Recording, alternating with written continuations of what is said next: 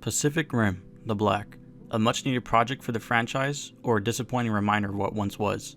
Pacific Rim 2013 is one of the best kaiju films ever made. Monsters and Jaegers move with noticeable weight and scale. Destruction, gore, and combat culminate in impressive scenes of visceral violence. Even when characters are cheesy or corny, the film lets you know it's all part of the show. Man's gotta do what a man's gotta do, brother. Pacific Rim is 2 hours of pure entertainment. While the box office wasn't the strongest in the States, the rest of the world propelled the film to global success. So how did a franchise with seemingly nowhere to go but up handle its next project? Releasing 5 years after the first film, Pacific Rim Uprising was not what fans expected. Despite introducing interesting ideas and a few entertaining scenes, Uprising lacked the weight and scale of the first film's giants. This left many of the effects looking cheap or cheesy. A weak plot and a weaker box office left the future of the franchise in the air. Comics filled in gaps and kept the universe alive, but relative to the films, their exposure was minimal. It wouldn't be until 3 years later that a new animated series would try to pick up the pieces.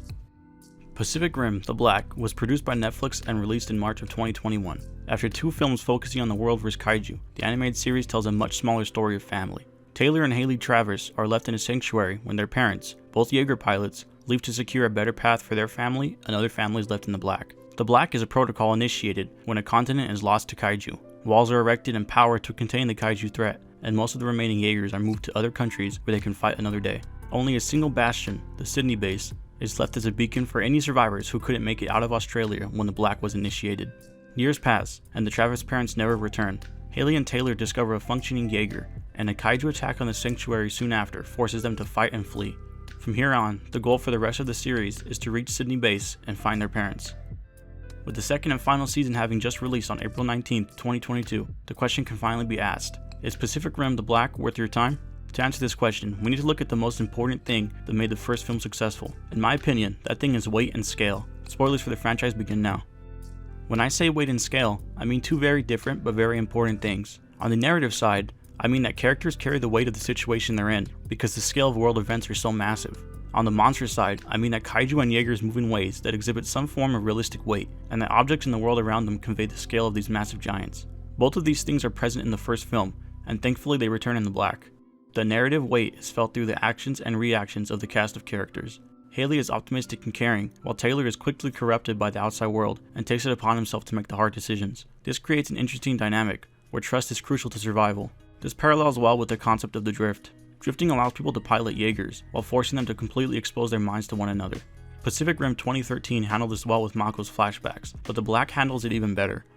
Not only does the drift between the Travers siblings show the power of trust despite different ideals, the pervasion of the drift by the character Shane shows the power of manipulating that trust. Shane is able to use a version of the drift to mess with or expose memories in whoever he wants, and this might be the most interesting concept the series reveals. I had many issues with the way Uprising's villain was handled, primarily by the fact the human villain wasn't even in control of himself. The animated series shows that even if the franchise wants a human villain, the much more interesting way of doing that is having the human pervert the technology used to save mankind, of his own free will. It creates a dialogue on ethics and the abuse of power that Uprising didn't care to explore. The series takes it even deeper when exploring our other main character, May. May was a child taken by Shane and force-fed lies and manipulations through the drift, which caused her to see Shane as a father figure. He uses this to turn her into a highly skilled mercenary with no equal. Bit by bit, the series shows May uncover the revelation and turn on Shane. Despite learning bits of the truth, she never truly hates Shane.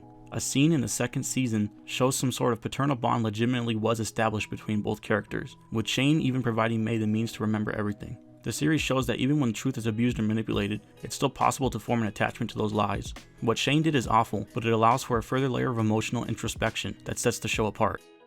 While May is going through emotions after first discovering some of the lies, a dance scene between the characters occurs. May allows herself, possibly for the first time since Shane, to feel how she truly wants to feel. Moments later, she notices this, and the manipulations of Shane prove too strong. She reverts to her cold self and stops dancing.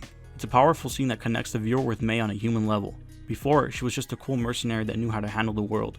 In a single scene, May becomes the most complex character in the show, a character the viewer can root for while she embarks on a journey of self-realization. However, while I believe Shane and May are reason enough to check out the series, I can't say the same about the rest of the cast. Unfortunately, the other characters are rather bland. Haley and Taylor spend much of their time arguing or playing follow the leader. They find a mysterious boy, who they name Boy. Unable or unwilling to speak, Boy solely exists to propel the plot forward. Whether it's through his mysterious power, or through the conflict and emotions caused by Haley's sisterly love for him, he barely contributes any personality to the cast. Even the Jaeger AI Loa has more personality than Boy. Guilt? I do know what guilt is. If not for May and Shane, the narrative side of The Black would have been only slightly better than Uprising. With the baseline of the characters established, we can now transition to the kaiju. The kaiju in Pacific Rim The Black are the best kaiju in the franchise since 2013. While some familiar faces return, new kaiju are abundant. From the dog-like rippers to the massive copperhead, designs feel unique but appropriate for the universe. However, the designs aren't what sell these kaiju, it's the scale.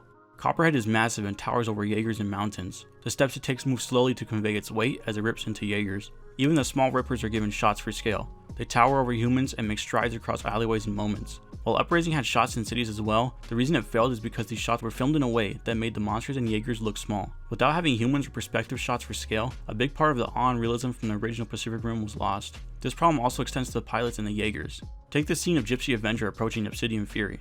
The pilots are sprinting, clearly out of sync with how the Jaeger is even moving. Not only does it create a disconnect between pilot and machine, it also creates a disconnect between the reality of the universe. There is nothing wrong with going full fantasy and telling audiences to just accept things, but when these giant machines were already established in the previous film to work on some level of weight, it becomes harder to accept when suddenly the Jaegers are practically immune to the pressures of gravity.